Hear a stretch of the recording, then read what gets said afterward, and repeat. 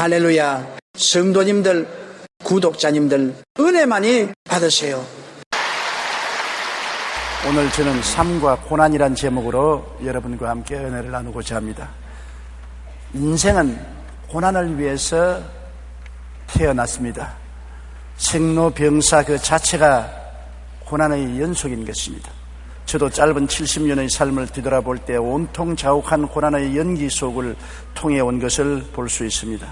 저는 일본군의 한반도 강점의 말기 그 한없는 강제노동과 수탈, 해방 후 5년간의 좌우 충돌과 사회 혼란, 1950년 6월 25일 6.25 전쟁의 와중에서 살아왔습니다. 그 후의 생존을 위한 몸부림 등 살아남기 위한 고난의 몸부림이 없었던 때가 한 번도 없었습니다.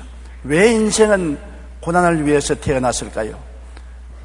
모든 사람은 예외 없이 고난을 당하며 삽니다. 그 이유는 우리의 조상 아담이 타락할 때 인류에게 3대 재앙을 유산으로 남겨놓은 것입니다. 아담과 하와가 하나님을 반역하고 선악과를 따먹고 타락했을 때 하나님은 인생들에게 3대 재앙을 선포하셨습니다. 창세기 3장 6절에 여자가 그 나무를 본즉 먹음직도 하고 보암직도 하고 지혜롭게 할 만큼 탐스럽기도 한지라 나무인지라 여자가 그 열매를 따먹고 자기와 함께 있는 남편에게도 주며 그도 먹은지라. 하나님이 선악과를 먹지 말라고 했는데 먹은 결과로 창세기 3장 17절로 19절에 하나님은 재앙을 선포하셨습니다. 아담에게 이르시되 내가 내 아내의 말을 듣고 내가 내게 먹지 말라 한 나무의 열매를 먹었은즉 땅은 너로 말미암아 저주를 받고 너는 내 평생의 수고하여야 그 소산을 먹으리라. 땅이 내게 가시든 물과 은극히를 낼 것이라. 내가 먹을 것은 밭의 채소인즉 내가 흙으로 돌아갈 때까지 얼굴에 땀을 흘려야 먹으리니 내가 그것에서 취함을 입었음이라. 너는 흙이니 흙으로 돌아갈지어다. 여기에 보면 너무나 비참한 재앙의 선언이 선포되고 있는 것입니다. 하나님을 반역하자 제일 첫째 재앙은 영혼이 죽은 것입니다.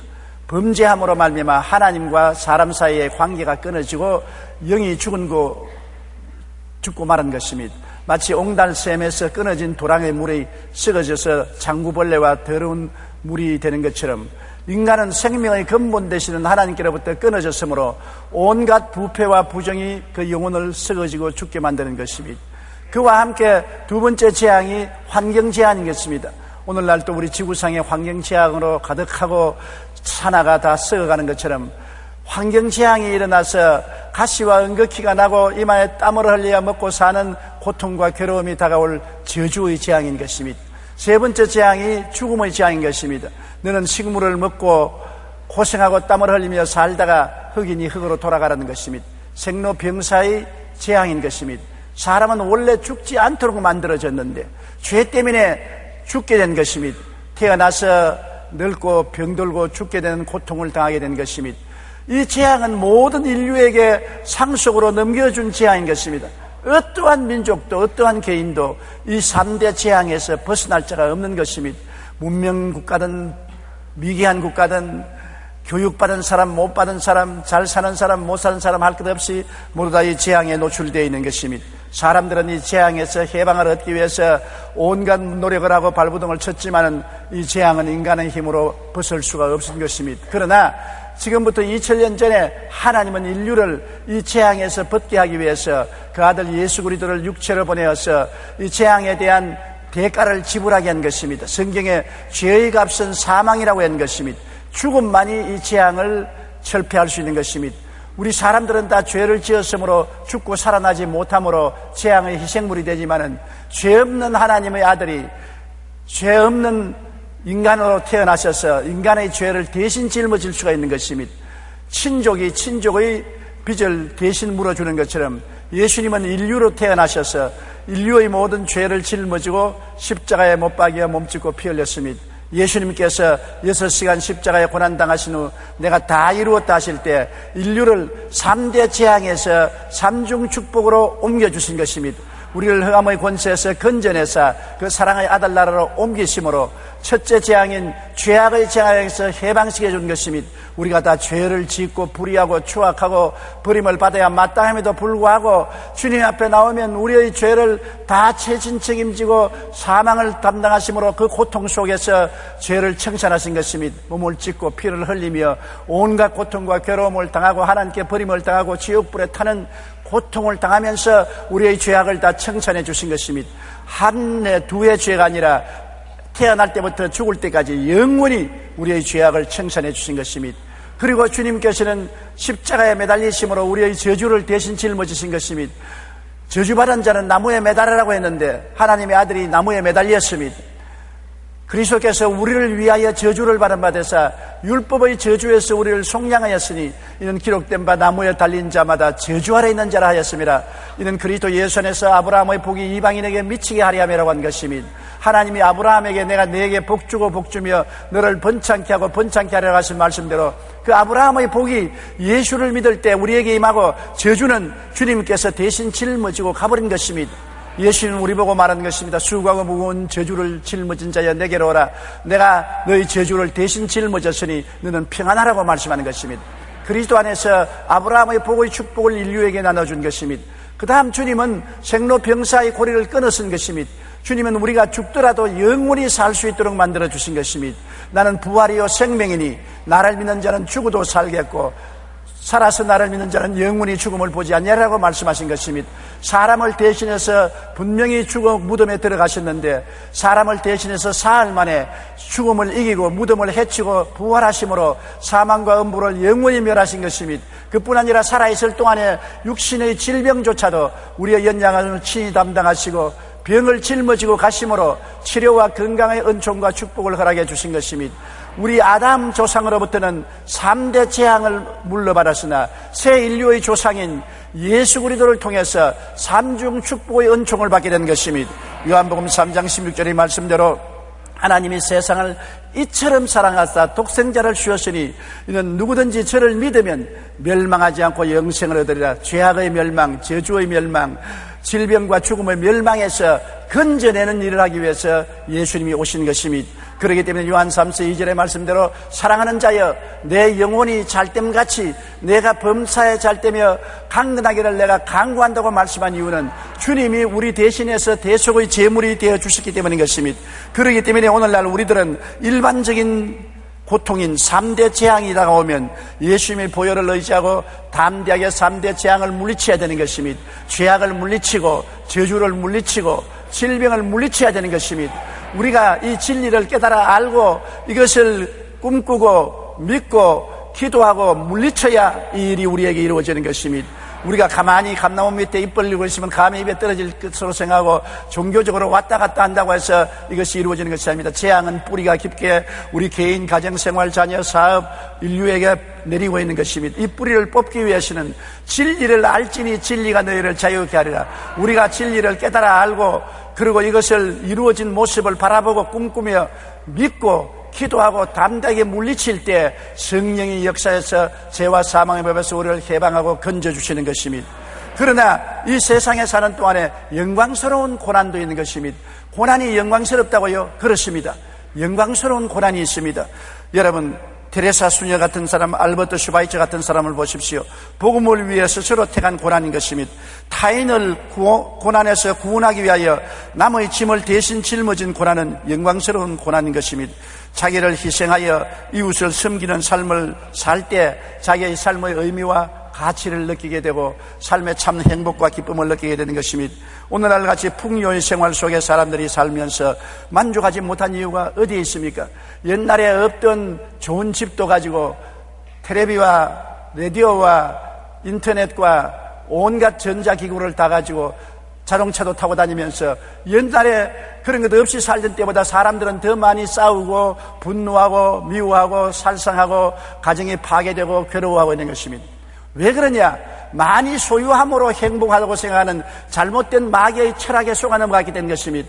행복은 소유에 있지 않고 행복은 나누어 주는 데 있는 것입니다. 사랑은 주는 데 있는 것입니다. 하나님이 세상을 이처럼 사랑하사 주셨다고 말한 것입니다. 예수님을 주신 것입니다. 우리가 가지고 있는 것으로 이웃과 나누고 행복을 나누을 때 비로소 삶의 의미와 가치를 알게 되고 기쁨과 행복이 주어진다는 것을 알아야 되는 것입니다. 이것이 예수님이 가르친 것입니다. 내가 세상에 온 것은 섬김을 받으려 함이 아니요 오히려 섬기려 하고 많은 사람을 위해서 내 목숨을 바치려 하려 함이라고 말한 것입니다. 섬기는 생활이 비로소 우리에게 삶의 의미와 가치를 깨닫게 해주고 참 행복과 기쁨을 갖다 주는 것입니다. 그러므로 테레사 수녀 같은 사람 보십시오. 마더 테레사는 건축업자이신 시의원인 아버지 밑에서 유복한 어린 시절을 보냈습니다. 그러나 18살 때에 수녀회에 입회하여 이듬해 인도 캘가타로 가서 사역을 시작했습니다. 사역 도중 결핵에 걸려 치료를 위해 히말리아산에 있는 요양원으로 가던 중에 가난한 사람들을 위해 봉사하는 계시를 받아 테레사는 단돈 5루피 약 120원을 가지고 빈민가로 들어갔습니다. 그곳에서 아이들을 가르치면서 거지와 병자, 사경을 헤매는 노인을 돌보기 시작하여 50년간 가난하고 헐벗고 사회에서 천대받는 이들을 돌보며 살았습니다. 1996년에 말라리아와 고역, 고질적인 심장병과 폐질환 등으로 치료를 받아야만 했는데 당시 담당 의사인 센 박사는 구부린 자세로 병약자들을 돌보아 오랜 봉사 생활을 하는 동안에 질병이 생겼다고 말했던 것입니다. 1997년 9월 테레사 수녀는 가난한 사람들에게 가장 필요한 것은 동정이 아니라 사랑입니다라는 말을 남기고 세상을 떠났습니다. 테레사 수녀는 노벨 평화상, 케네디 인권상, 인도 최고의 바라트 라트니나 훈장 등을 받았습니다. 이처럼 복음을 위해, 사명을 위해 스스로 택한 고난은 하나님의 사랑과 위로와 평안이 넘치는 영광스러운 고난인 것입니다.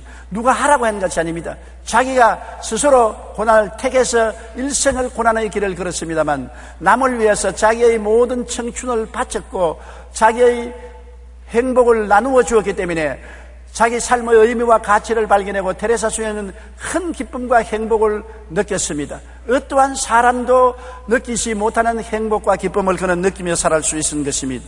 여러분, 알버트 슈바이처 박사도 한 가지입니다. 슈바이처 박사는 목사의 아들로 태어나 5살부터 피아노를 배우기 시작하여 9살에는 이미 예배 때 오르가니스트를 할 정도로 유복한 환경에서 자랐습니다. 그 역시 아버지의 뒤를 이어 목회를 하기 위해 대학에서 신학과 철학을 전공한 뒤 교회 목사가 되었습니다. 그러나 30살이 되면서 당시 6년간의 의학 과정을 밟고 아프리카의 랑바렌의 병원에 환자들을 돌보기 위하여 그는 구라파를 떠났습니다. 그가 누릴 수 있는 모든 것을 버리고 아프리카에 들어갔습니다. 심지어 1952년 노벨 평화상을 수상했는데 그때 받은 상금으로 나환자 촌을 세우며 질병으로 고통당하는 사람들을 돌보다가 1965년 일생을 마쳤습니다. 구라파에서 행복하고 존경받고 유복한 삶을 살 수 있는데도 불구하고 이를 다른 사람들을 도우기 위해서 다 버리고 가장 가난하고 헐벗고 굶주리고 병든 아프리카의 남환자들을 돌보기 위해서 일생을 바쳤습니다. 그는 남을 섬기기 위해서 일생을 바쳤습니다. 여러분, 도저히 슈바이처 박사가 마음에 느낀 삶의 의미와 가치와 행복과 기쁨은 사람들은 알 수 없을 것입니다. 반드시 인생은 자기 자신을 섬기기 위해서 삶으로 행복한 것은 아닌 것입니다. 남을 섬기는 생활에는 십자가를 걸머지는 고통이 따름과 동시에 십자가 이후에 다가오는 부활의 기쁨과 행복도 같이 다가오는 것입니다. 인생의 참 기쁨과 행복이란 고통 없이 다가오는 것이 아닙니다. 고통과 괴로움과 함께 짜릿한 기쁨과 행복이 다가오는 것입니다. 남을 섬기는 것, 남을 위해서 나를 희생하는 것, 나의 가진 것을 서로 나눌 때 비로소 내가 왜 사는지 삶의 의미와 가치를 안 가르쳐도 스스로 깨닫고 삶이 뿌듯해지는 것입니다. 그러고 난 다음에 영혼 깊은 곳에 행복과 기쁨의 샘물이 터지는 것입니다. 내게 주시옵소서, 내게 주시옵소서. 나 중심으로 나만 위해서 사는 사람에게는 결코 자기 삶의 의미와 가치를 터득할 수 없습니다. 정말 섬기면서 다가오는 그 뿌듯하고 놀라운 기쁨과 행복을 느낄 수가 없습니다. 그런 샘물은 마음에 감추어져 있으나 터져나오지를 않는 것입니다. 여러분, 슈바이처 박사는 좋은 환경과 평안한 삶을 살 수 있는 터전을 거부하고 병들고 가난한 사람들을 위해 일생을 보냈습니다. 이처럼 주님을 쫓기 위해 차원에서 짊어진 고난은 바로 영광스러운 고난인 것입니다. 오늘날 많은 사람들이 영광스러운 고난을 택해서 열심으로 봉사하고 있는 것입니다. 서하얀 기름 사고로 말미암아 그곳에 있는 주민들이 고통당하고 생태계가 파괴될 때 수만 명의 자원봉사자가 나와서 고생하면서 그 기름을 제거하기 위해 노력하고 있는 것입니다. 저도 우리 교역자들과 교회 대표들 모시고 내일 기름띠 제거하는 데 봉사를 갑니다. 남을 위해서 자기 시간과 노력과 돈을 바쳐서 일할 때 살아있는 의미를 알게 되는 것입니다. 왜 내가 사느냐? 삶의 가치를 느끼게 되고 고통스럽지만은 짜릿한 기쁨과 행복을 느낄 수가 있는 것입니다. 우리 동포들이 고난당할 때 우리는 자원봉사자로 나가서 고난을 함께 길머지십시다. 그럴 때 우리가 있는 존재의 의미를 알게 되며 행복과 기쁨을 느끼게 되는 것입니다. 우리 자신을 위해서만 살면은 절대로 우리 삶의 의미와 가치를 느낄 수가 없는 것입니다. 남을 위해서 살고 섬길 때 고난이 다가오는 것입니다. 예수님이 우리 위해서 섬길 때 십자가를 걸머진 것입니다. 그러나 그 후에는 부활의 영광, 만왕의 왕, 만주의 의저가 되고 구원받은 사람들을 볼 때 그 마음에 기쁨을 느끼고 행복을 느끼게 된 것처럼 우리도 그와 같은 체험을 할 수 있게 되는 것입니다. 그러나 이 세상에는 특별한 고난도 있는 것입니다. 이 특별한 고난은 자아를 깨뜨리고 변화를 가져오기 위한 고난인 것입니다. 사람들은 아담과 하와 이후로 타락해서 인본주의로 자기 중심으로 삽니다. 그저 사람 중심, 내 욕심 중심으로 살기 때문에 언제나 고통 속에서 헤어나지를 못하는 것입니다. 에레미야서 48장 11절에 모압은 젊은 시절부터 평안하고 포로도 되지 아니하였으므로 마치 술이 그 찢기 위에 있고 이 그릇에서 저 그릇으로 옮기지 않은 것 같아서 그 맛이 남아있고 냄새가 변하지 아니하였도다. 좋은 술은 어떻게 만든지 압니까? 포도를 밟아서 그것을 그릇에 잔뜩 담아 놓으면 찌깍지하고 포도즙하고 함께 섞여 있습니다. 그 그릇을 옮겨서 부으면 찌깍지는 밑에 남고 다른 것은 꽤 맑은 포도즙이 모이는 것입니다. 그 포도즙을 또 다른 그릇에 옮기면 또 찌깍지는 남고 더 맑아지고 이래서 반복하여 이 그릇에서 저 그릇으로 저 그릇에서 저 그릇으로 옮기면 자꾸 찌깍지가 남고 나중에는 아주 맑은 맛있는 향기로운 포도주가 되는 것입니다.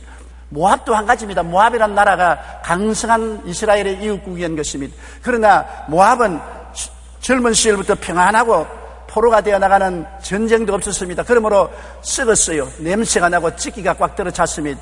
하나님께서 모압을 깨뜨려서 하나님을 섬기는 발랄한 나라로 만들기 위해서 다시 평안을 제하고 포로가 되게 하고 전쟁에 들어가게 만들겠다는 것입니다. 이 그릇에서 저 그릇으로 옮겨서 찌꺼기를 제하고 그래서 맛이 변하고 냄새가 변화를 만들겠다는 것입니다. 인생도 한 가지인 것입니다. 자아가 꽉 들어차고 자기 중심으로 사는 사람은 이 그릇에서 저 그릇으로 옮긴 체험을 하지 않기 때문에 옛날 맛이 그대로 남아있고 냄새가 변하지 않고 썩은 냄새가 나는 것입니다.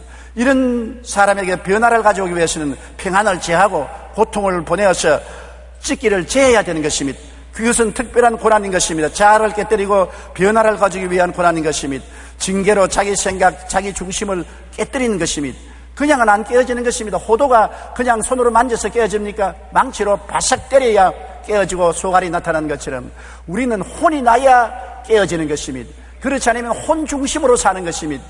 혼이 나면 혼이 깨어지고 신령한 영적 사람으로 변하는 것입니다.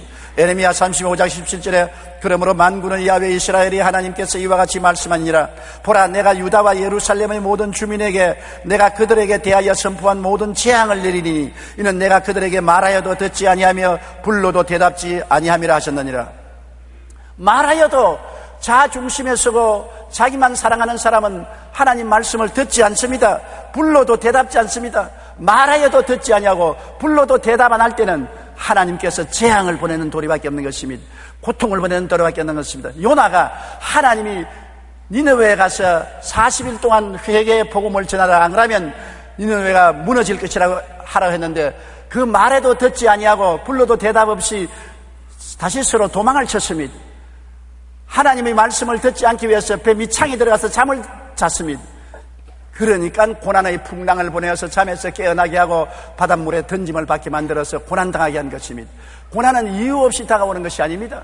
우리가 하나님이 말씀하여도 듣지 아니하고 불러도 대답 없기 때문에 하나님이 고난을 보내어서 깨뜨리는 것입니다. 깨어져야 자기 생각이 깨어지고 자기 중심이 깨어지는 것입니다. 링컨이 어느 한가한 날 시골길을 걷고 있는데 한 농부가 말을 몰아 쟁기로 밭을 갈고 있는 게 보였습니다. 링컨은 농부에게 인사를 하려고 다가가는데 마침 말 엉덩이에 파리가 엉겨붙어 있는 것을 보였습니다. 링컨은 보기에 민망스러워서 파리가 말을 귀찮게 하는 게 분명했기 때문에 파리를 쫓아버리려고 손을 흔들자 그 순간 농부가 말했습니다. 그만두세요. 그 파리 때문에 이 늙은 말이 그나마 움직이고 있는 것이랍니다. 말이 노쇠하여 그 어떤 일에도 꿈쩍하지 않으려고 하지만 파리가 여기저기 날면서 말을 귀찮게 굴면 움직인다는 것입니다. 그대로 내버려두면 게을러서 움직이지 않는데 파리라도 와서 뜯어먹으니까 괴로우니까 꼬리를 흔들고 귀를 흔들고 일어나서 털고 움직인다는 것입니다. 젊은 날 텔레비에 보니까 우리 한국의 어느 동물원에 나이가 훨씬 늙은 곰이 죽을 나이가 넘었는데도 불구하고 안 죽고 있는데 힘이 빠져서 움직이지 않는데 그 위 두 마리를 그 우리에 넣어놓으니 그 위가 자꾸 같이 돌아다니면서 괴롭게 하니까 일어나서 움직이는 것을 보았었습니다. 사람이 게을러 빠지고 열심을 내지 않은 사람은 고난이 다가오면 게을러 있을 수가 없는 것입니다. 고난이 다가오면 늦잠 안 자고 새벽기도 나와요. 더 괴로우면 기도문에 가서 금식해요. 평안하고 등 따시고 배부르면 늦잠 자고 기도 안 하고 혹시 교회도 참석 안 하고 성경도 읽지 아니하고 하나님을 멀리할 때가 많아요. 그러므로 고난은 우리를 깨뜨려서 하나님 중심으로 서게 하고 열심을 내게 하는 것입니다. 하나님께서는 열심을 내라 회개하라고 말하는 것입니다. 삶 가운데 어느 정도의 고난과 고통은 인간으로 하여금 더 성숙하게 하는 계기가 될 수 있는 것입니다. 신앙생활 가운데 찾아오는 고난은 오히려 우리 신앙의 성장을 위한 자극제가 되는 것입니다. 그렇기 때문에 고난 없는 신앙생활은 없습니다. 우리의 신앙생활에는 크고 적은 고난이 연속적으로 다가오는 것입니다. 하나님이 더 크게 사용하려면 더 큰 고난 당하게 되는 것입니다. 적당히 사용하려면 적당한 고난 당하는 것입니다. 하나님이 버린 사람은 고난하지 않습니다. 등 따시고 배부르고 혼자 살다가 돼지처럼 죽으라 그렇게 말씀하는 것입니다. 그러므로 고난 당하는 것을 기쁘게 생각하고 감사하게 생각해야 되는 것입니다. 고난을 통해서 신앙이 성장하고 믿음이 성장하며 기도하게 되는 것입니다. 욥기 23장 10절에 내가 가는 길을 그가 아시나니 그가 나를 단련하신 후에는 내가 순금같이 되어 나오리라. 순금이 어떻게 되는 것입니까? 불에 녹여서 찌꺼기를 제끼고 또 불에 녹여서 찌꺼기를 제껴야 순금이 되는 것입니다. 불같은 고난과 연단을 통해야 삶의 모든 나쁜 찌꺼기가 다 통회하고 자고하고 없어지고 우리가 순수한 신앙생활을 할 수 있는 것입니다. 시편 119편 67절에 고난당하기 전에는 내가 그릇 행하였더니 이제는 주의 말씀을 지키나이다. 정말 올바른 말씀 아닙니까? 저도 목회생활로 50년을 뒤돌아볼 때 언제 제일 하나님께 헌신하고 충성했냐? 얻어맞았을 때인 것입니다. 대단히 얻어맞을 때 얻어 터지면 회개하고 돌아서서 주의 뜻을 따르겠나이다. 한 번만 살려주십시오. 그렇게 부르짖었고 일생을 살아오면서 하나님께 가장 감사한 것은 나를 때려주신 하나님께 감사한 것입니다. 그대로 내버려뒀으면 세속화되고 세상을 따라갈 것인데 때려주셨기 때문에 돌이켜 회개하고 바른 길을 찾을 수 있었다는 것입니다. 그렇기 때문에 자녀 교육에도 회초리가 반드시 필요한 것은 회초리 없이 내버려두면 못된 방종하는 자식이 되고 마는 것입니다. 야고보서 5장 13절에 너희 중에 고난당하는 자가 있느냐 그는 기도할 것이요. 보세요. 고난당해야 기도하는 것입니다. 편안하면 기도하지 않을 뿐 아니라 기도할 거리도 없어요. 기도하세요. 뭘 위해서 기도합니까? 잘 먹고 잘 입고 잘 사는데. 내가 북구라파에는 사회제도가 잘 돼 있는 것을 보았습니다. 그곳 사람들은 교회를 안 나오고 기도를 안 해요. 교회 나오고 기도하니까 우리는 교회 나갈 필요가 없습니다. 국가가 초등학교부터 대학까지 다 수업료 대주고 병들면 병원에 가면 국가가 다 병원비 대주고 자녀들이 많으면 양육비를 국가가 대주니 하나님 대신 국가가 다 해주므로 우리는 하나님 믿을 필요가 없다고 합니다. 그런데 교회는 꽉꽉 차요. 왜냐하면 국가가 못 도와주는 병든 사람만 교회 찾아와요. 병원에서 못 고치는 병자들이 얼마나 많은지요. 관절염식, 영통, 암, 괴로운 사람들이 부흥회할 때 꽉 들어차요. 병을 고치는 그리스도를 전할 때 교회가 꽉꽉 들어차고 그냥 예수를 전하면 아무도 안 와요. 사람은 자기 고통스러우니까 그것에서 면하려고 하나님을 찾기 시작하는 것입니다. 여러분, 인간에게 하나님이 고난을 완전히 제끼지 아니하신 이유는 깨어지고 회개할 뿐 아니라 신앙의 힘을 얻고 기도하고 장성하기 위해서 주님께서는 고난을 허락하여 주시는 것입니다. 정신과 전문의사 에릭 랜드만 박사가 위기를 당한 사람들을 상대로 조사를 했습니다. 병든 사람들, 사업에 실패한 사람들, 또 사회적으로 어려움을 당한 사람들, 위기를 당했던 사람들을 전부 조사한 결과 위기를 당한 사람들의 85%가 결국 위기가 축복이 되었다는 결론을 얻게 된 것입니다. 왜냐하면 그 위기를 극복하기 위하여 나쁜 습관을 고치게 되었고 가정이 바르게 회복되었고 또 하나님을 믿으며 신앙생활을 철저히 하게 되고 시간과 물질을 전략하게 되었다는 것입니다. 인생이 새롭게 변화되기도 하고 또 발전하고 성장했다는 것입니다. 우리는 고난과 고통을 당할 때 절대로 원망불평하지 말고 오직 그것이 내게 유익이라고 믿고 하나님께 감사하며 나아가야만 하는 것입니다. 그럴 때 하나님께서 고난을 축복으로 변화시켜 주십니다. 17세기 영국의 신학자 토마스 아담스는 그대에게 시련을 주는 것은 무엇이나 그대의 유익으로 계산하라고 말씀한 것입니다. 우리가 살면서 연단과 훈련, 신앙의 근육 개발을 위해서 고난은 꼭 필요한 것입니다. 연단받지 않으면 안 되잖아요. 제가 논산훈련소에서 훈련병으로 훈련받을 때 그때는 너무나 생활 환경이 어렵습니다. 밥을 적게 주므로 하루 종일 배가 고팠습니다. 천막에서 추워서 잠을 잘 못 잤습니다. 훈련받을 때 양지볕에서 앉으면 그냥 졸아요. 그러면 교관 선생님이 훈련을 하다 말고 가르치다가 말고 이야기를 합니다. 농담을 합니다. 농담을 하면 눈을 반짝 떠서 조금 뜨고 있다가 또 이 소총의 사거리는 얼마고 실타는 얼마에 몇 분에 얼마 발라하고 하면 또 잡니다. 그러니까 교관이 한 말에 야 이놈들 자식들아 눈 좀 똑똑히 뜨고 내 말을 들어라. 나도 너희들 초는 놈들을 깨우고 싶지 않으나 내 말을 안 들으면 전쟁 나면 제일 먼저 죽는다. 안 죽으라고 훈련시키는 것이지 너희 괴롭히려고 훈련시킨 줄 아니냐. 열심히 훈련을 받으면 안 죽고 살아남지만은 너희들 졸고 게으르면 전쟁 나면 총알바지가 되고 만다.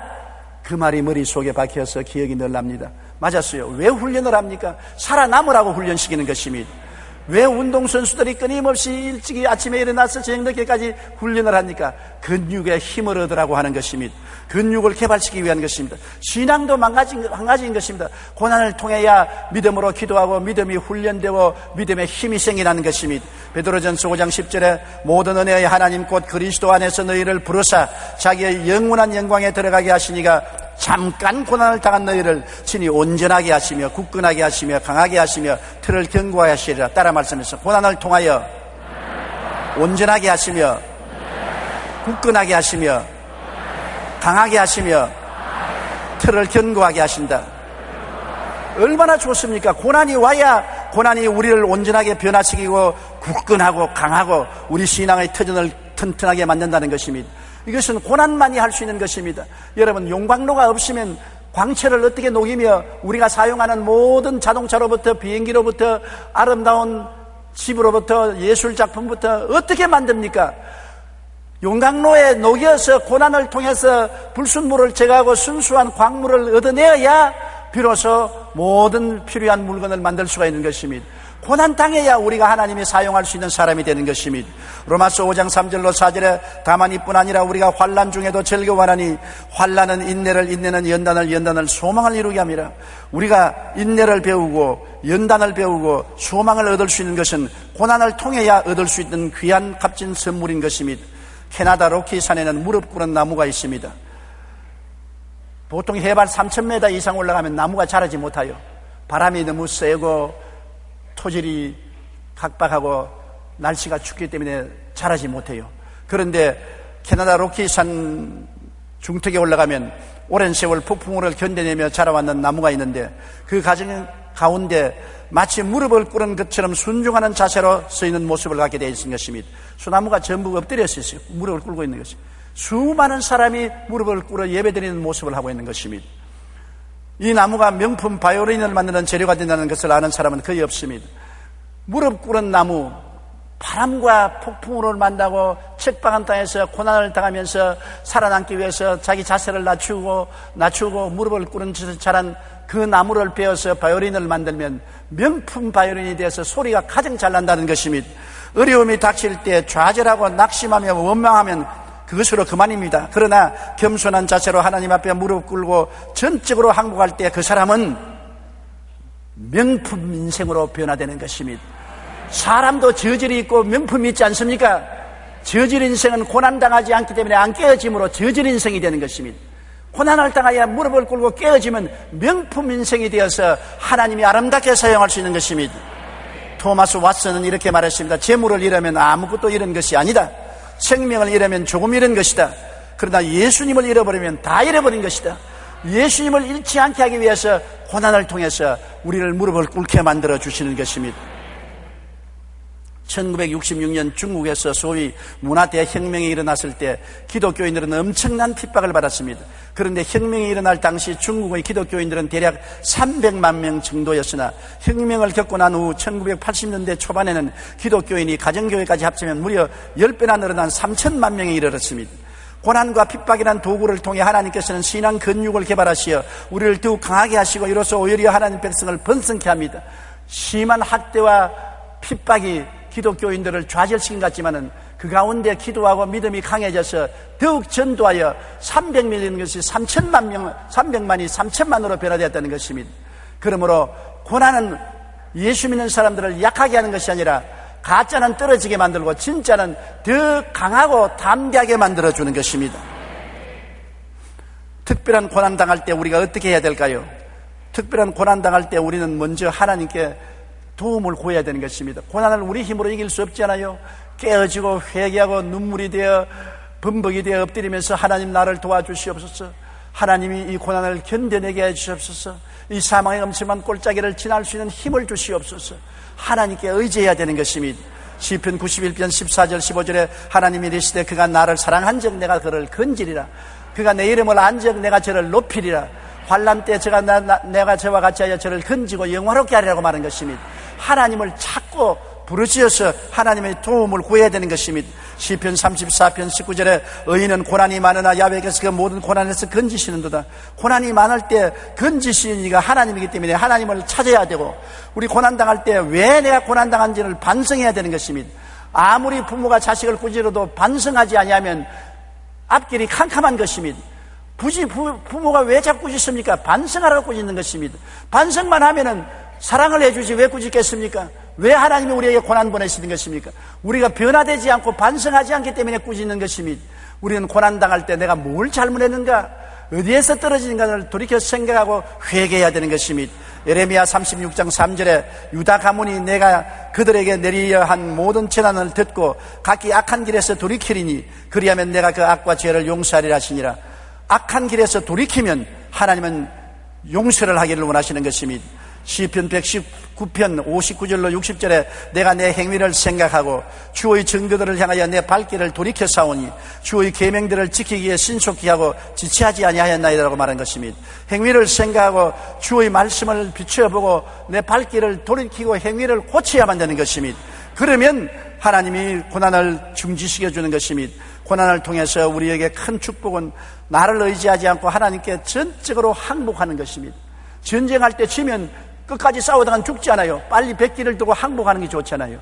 하나님께 매맞을 때 하나님께 항복합니다. 전부여 어지없어서 손들고 옵니다. 주 나를 박대하시면 내가 어디 가리까? 주님께 두 손 들고 항복하고 나오면 하나님이 때리던 채찍을 그만두시고 품어주시는 것입니다. 왜 때립니까? 잘 때라고 때리지 않아요. 그런데 회개하고 나오면 품어주지 않겠어요? 호세아 5장 15절로 6장 1절에 그들이 그 죄를 뉘우치고 내 얼굴을 구하기까지 내가 내 곳으로 돌아가리라. 그들이 고난받을 때 나를 간절히 구하리라. 오라 우리가 야훼께로 돌아가자. 야훼께서 우리를 찢으셨으나 도로 낫게 하실 것이요 우리를 치셨으나 사매어 주실 것임이라.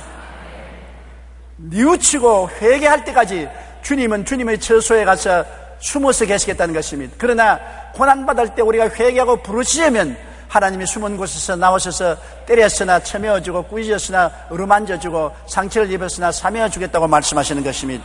우리 하나님은 사랑의 부모와 같은 것입니다.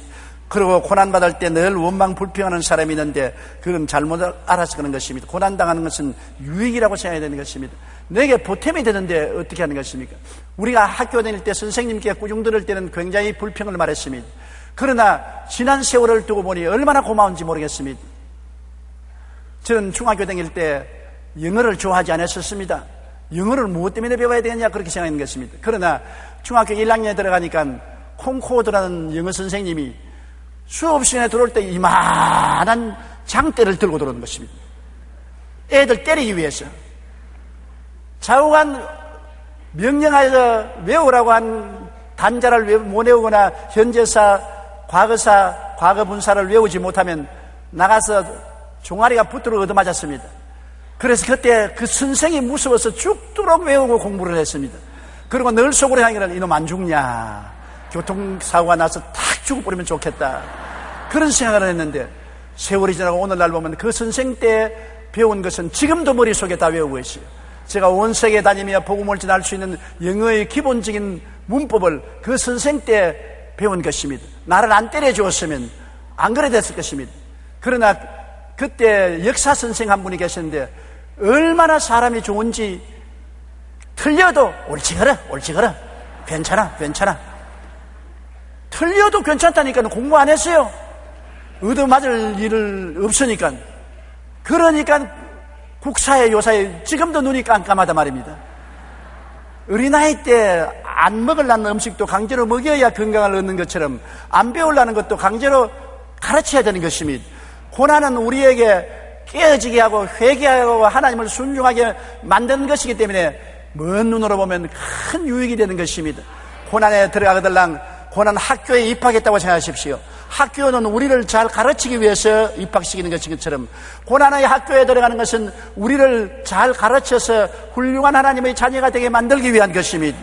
시편 119편 71절 고난당한 것이 내게 유익이라 이로 말미암아 내가 주의 율례들을 배우게 되었나이다. 보세요. 고난이 우리를 배우게 하지 않습니까? 로마서 8장 17절로 18절 우리 다 같이 한번 읽어보십시다. 자녀이면 또한 상속자 곧 하나님의 상속자요 그리스도와 함께한 상속자니 우리가 그와 함께 영광을 받기 위하여 고난도 함께 받아야 할 것이니라. 생각건대 현재의 고난은 장차 우리에게 나타날 영광과 비교할 수 없도다. 보세요. 고난과 영광은 이퀄입니다. 고난이 있어야 영광을 받을 수 있는 것입니다. 영광을 바라보고 가면 영광에 가는 길은 고난의 길인 것입니다. 고난은 고통스럽지만 이후에 영광이란 짜릿한 행복과 기쁨이 있는 것입니다. 남을 섬기며 나를 희생하는 것은 십자가를 걸머지고 괴로운 것입니다. 그러나 그 이후에는 행복과 기쁨이란 짜릿한 영광이 그대로 있는 것입니다. 이 땅에 예수 믿고 고난당하는 것이 고통스럽지만은 그러나 그 위에 영광이란 것이 기다리고 있고 하나님의 후사가 되는 영광이 있는 것입니다. 얼마나 아름답습니까? 그러므로 고난은 고난으로서 끝나는 것이 아닙니다. 고난의 뒤안길에는 영광이 기다리고 있고 하나님의 축복이 기다리고 있는 것입니다. 이 땅에서도 내가 고난을 걸머지면 고통스럽습니다. 그러나 고통 뒤에 행복과 기쁨이 다가온다는 것을 잊지 마시기 바랍니다. 돈이 많으면 행복할까요? 잠시 행복한 것 같다가 그 다음엔 행복하지 않습니다. 이쁜 아내, 잘난 남편 모시면 행복할까요? 몇 년간은 행복할지 모르지요. 나중에는 쳐다보세요. 이쁜지 안 이쁜지 잘난지 못는지 모른다고요. 좋은 옷을 입으면 행복할까요? 한 일주일은 행복하겠지요. 일주일 후에는 행복한지 아닌지 모르지요. 좋은 집에 가면 좋겠지요. 며칠 동안은 야 좋다. 며칠이 지나면 그만 보통인 것입니다. 이 세상의 행복이란 잠시 있다 사라지는 안개와 같은 것입니다. 물거품 잡는 것과 같은 것입니다. 그래서 사람들이 견디다 못하여 더 좋은 차, 더 좋은 집, 더 좋은 옷, 더 좋은 사람을 찾아서 방황하고 허덕이는 것입니다. 내 가정을 깨뜨려버리고 다른 가정을 이루면 더 행복할 것이라 생각해서 또 다른 가정을 이루면 또 역시 그와 같은 것입니다. 수가성 우물가의 여인은 무려 남편을 5번이나 바꿨습니다.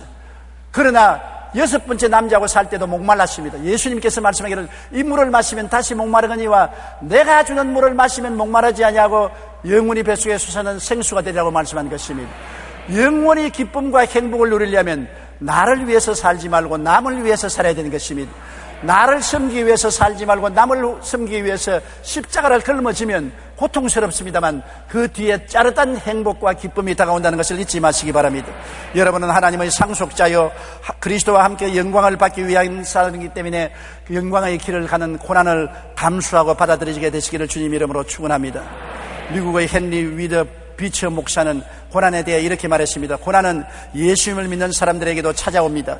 그것은 그 사람을 슬프게 하려는 것이 아니라 더욱 진실하게 하며 불쌍하게 하려는 것이 아니라 더욱 현명하게 하기 위한 것입니다. 실을 100배 1000배로 늘리기 위해 쟁기질로 땅을 비워가게 하듯 고난은 우리에게 더 큰 기쁨과 영적인 결실을 줍니다. 여러분, 우리는 고난당할 때 좌절과 시리에 빠진 것이 아니라 유익을 생각하며 축복의 기회로 삼아서 감사해야 되는 것입니다. 고난당할 때 너무 빨리빨리 고난을 벗어나오려고 하지 마십시오. 우리 한국 사람은 빨리빨리가 세계적 대명사입니다. 한국 사람만 보면 빨리빨리 그럽니다. 여러분, 어린아이를 빨리빨리 자라라고 목을 매일 아침 땡기면은 병신이 되지 않겠습니까? 농부가 곡식을 심으라고 빨리 자라라고 곡식 모가지를 잡아 땡기면 다 하얗게 말라지지 않겠습니까? 빨리빨리가 반드시 유일한 것이 아닌 것입니다. 때를 기다려야 되는 것입니다. 인간의 모든 삶은 때를 따라 아름답게 만드신 것입니다. 울 때가 있으면 웃을 때가 있고, 슬플 때가 있으면 기쁠 때가 있고, 심을 때가 있으면 거두을 때가 있고, 살릴 때가 있으면 죽일 때도 있고, 태어날 때가 있으면 죽을 때도 있는 것입니다. 때를 따라 아름답게 하는 것입니다. 고난이 오면 하나님은 때를 따라서 훈련을 받게 하고 난 다음에 기쁨으로 옮겨주시는 것입니다. 고난을 빨리 신속하게 뛰어넘으려고 하면 안 되는 것입니다. 내가 어제 텔레비전의 건강 프로그램을 보니까 의사 선생님이 그 사람 몸에 활성산소가 너무 많으니까 이온수를 마시면, 활성산소가 없으니 이온수를 매일 한 병씩 한 페트병을 마시라 했는데, 이 사람이 물 중독이 걸려서 죽게 되어가지고서 병원에 뛰어왔습니다. 왜 그러니까 한 병 마시면 이온수가 없으니까 큰 페트병으로 2병을 마셨답니다. 요만한 거 아니고 이만한 걸 빨리 활성산소가 없어지고 빨리 나으려고 이온수 2 큰 페트병으로 마셨으니 사람이 삽니까? 왜냐하면 몸 안에 소금 낀 나트륨과 물이 밸런스가 잡혀야 몸이 정상적으로 운영하지, 나트륨이 희석되면 물이 세포를 막을 타고 들어와서 온몸이 퉁퉁 붓고 물 중독에 걸려 죽습니다. 마라톤 하는 사람이 땀이 많이 났다고 목마르다고 갑자기 물을 한꺼번에 많이 마시면 그대로 쓰러져 죽습니다. 물이라는 것도 씹어가면서 조금씩 마셔야지, 좋다고 한꺼번에 다 마시면 한꺼번에 좋아지는 건 아닌 것입니다. 이와 같이 고난도 단방에 없어지지 않습니다. 이번 선거에 단방에 날아간다고 하더니만 단방에 날아간 사람 한 사람도 없어요. 이 세상에 단방에 날아가는 일은 절대로 없어요. 베드로전서 4장 12절로 13절에 사랑하는 자들아, 너희를 연단하려고 오는 불시험을 이상한 일을 당하는 것 같이 이상히 여기지 말고 오히려 너희가 그리스도의 고난에 참여하는 것으로 즐거워하라. 이는 그의 영광을 나타내실 때에 너희로 즐거워하고 기뻐하게 하려 함이라. 내 길을 야훼께 맡기라. 그를 의지하면 그가 이루시고 내 의를 빛같이 나타내시며 내 공의를 정오의 빛같이 하시라고 말한 것입니다. 일이 안 될 때도 오래 참고 기다리면서 하나님의 때를 기다려야 되는 것입니다. 한 여자 신문 기자가 생활을 하다가 불의의 사고로 다리를 다쳤습니다. 그래서 실직한 그녀는 소설을 쓰기 시작해서 출판사마다 원고를 가지고 갔는데 다 외면당했습니다. 이 출판사가도 안 돼요, 저 출판사가도 안 돼요. 낙심해서 원고를 버리려고 하다가 네이슨이라는 출판 사장이 여행을 하는 것을 알고 뛰어가서 기차 역전해서 기차에 탄 그분에게 원고 뭉치를 던져주었습니다. 그리고 제가 만든 원고인데 한번 읽어보세요. 이분이 기차를 타고 가다가 심심하니까 그 원고를 읽었는데요, 무심히 원고를 읽기 시작하자 잠시 후에 놀라움으로 원고에서 눈을 뗄 수가 없었습니다. 바로 그 원고가 무엇이냐? 바람과 함께 사라지다는 원작인 것입니다. 이 바람과 함께 사라지는 명작은 마가렛 미첼이라는 여자가 지은 것인데, 이 책은 하루에 5만 부 이상 팔렸고 10여 개 국어로 번역되었으며 영화로도 제작되어 세계적인 화제작이 된 것입니다. 이렇게 멋진 원고가 수많은 출판사에서 거부를 당했습니다. 이 여자는 고난에 사무쳐서 절망적이 되었으면 참고 기다리고 낙심하지 않자 그걸 알아주고 출판해준 사람이 있어 일약 유명한 작가가 되고 마는 것입니다. 고난당할 때 우리는 오직 하나님을 바라보며 도우심의 때를 기다려야 하는 것입니다. 그러면 좋으신 하나님께서 가장 적합한 때 가장 좋은 것으로 채워주는 것입니다. 고난은 이상한 일을 당하는 것이 아닙니다. 그것은 인간의 삶의 전반적인 경험입니다. 고난당할 때 싸울 것은 싸우고, 연단을 받을 것은 받고, 회개하고 깨어질 것은 깨어지고, 주님 품에 더 깊이 안기는 것이 승리의 길인 것을 알게 되시기를 주님 이름으로 축원합니다. 우리 기도드리겠습니다. 사랑이 많으신 우리 아버지 하나님, 우리가 밥을 먹고 운동을 하는 것처럼 하나님의 은혜를 받고 반드시 고난이 다가와야 되는 것을 알고 있습니다. 고난이 우리에게 먹은 말씀이 양분이 되고 자라게 만들어주는 것임을 알게 하여 주시옵소서. 고난당할 때 불평, 원망, 탄식하지 말고 깨어지고 회개하고 하나님 중심으로 서게 도와주시옵시고, 오히려 영광스러운 고난 차원에서 고난받음으로 말미암아 삶의 의미와 가치도 깨닫고 짜릿한 기쁨과 행복도 느낄 수 있게 하여 주시옵소서. 사랑하시는 아버지 하나님, 우리가 이 세상에 살면서 끊임없이 고난당하는 것을 깊이 생각하고 오히려 감사하고 찬송하며 고난의 의미를 묵상하게 도와주시옵소서. 예수님 이름으로 기도드립니다. 아멘. 할렐루야. 아멘. 목사님 감사합니다. 구독과 좋아요는 제작하는 데 힘이 됩니다. 감사합니다.